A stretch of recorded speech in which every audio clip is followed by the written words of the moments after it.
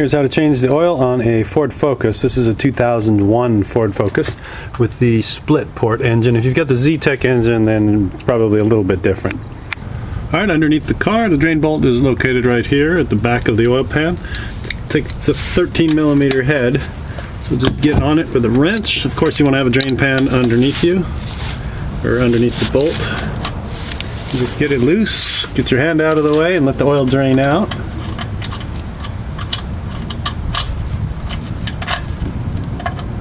Go. That's dirty.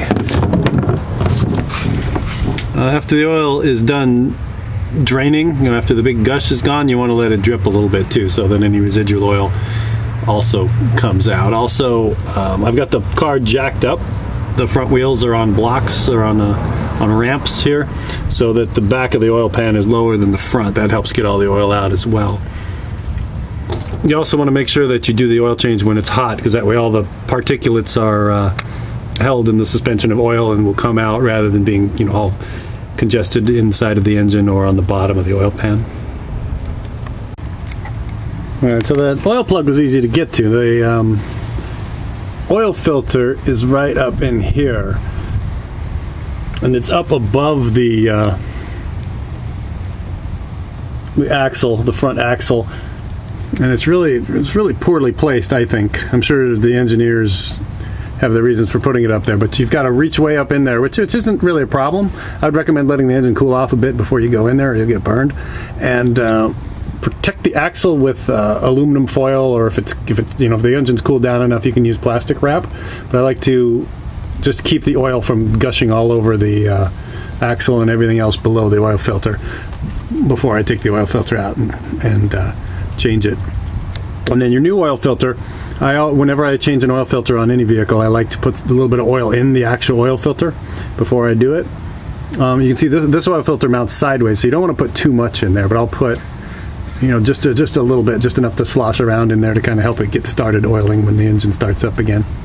I'm not going to show you a video of me putting the oil filter in, just because it's way too dark down here.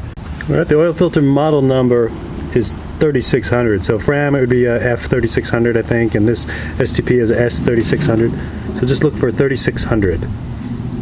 And we're going to put a little bit of oil in here before we put it on the car. Again, we just do a little bit. You don't fill it all the way up because it's got to go on sideways, but just put a little bit of oil in there. Maybe a little more than that. And then make sure, of course, that there's a bead of oil around the rubber to help it seal. And then when you put it on the car, you turn it down until you feel it touch the wall of the engine, and then you turn it 3/4 of a turn more until it's tight. So that's and most oil filters, including this one, will have the instructions printed on the oil filter or on the box. Alright, the oil filler hole is pretty obvious on the top of the engine. Just turn it until it stops, pop it open, and then dump your oil in here. And this is your dipstick, which says engine oil on it. So I put oil in here until it reads full on the dipstick, and then you got to remember that your oil filter is mostly empty. So then you start up the engine and run it for a couple of minutes, make sure that the oil light doesn't come on, and then turn it off, check the dipstick again, and top it up, and then you're good. Alright, that took a little more than 4 quarts of oil. That includes starting it up and letting the oil get into the oil filter and checking the dipstick, and then adding some more oil. So a little more than 4 quarts of oil. The only other thing I'd recommend is with the oil filter, it's kind of hard to get a filter wrench in there, down in here, so from the bottom. So what I recommend is if you can get those Fram filters with the the grip tape kind of edge to them. So they make some filters that have actual hand grippy sticky stuff. Where'd I put it? You can see it down there. That really helps a lot. That way I don't need to use a filter wrench. It's got the grippy tape on it. This time I went with a regular painted filter, so we'll see when I go to change my oil if I'm able to take it off. But with this one I was able to muscle it off just by getting a good grip on that.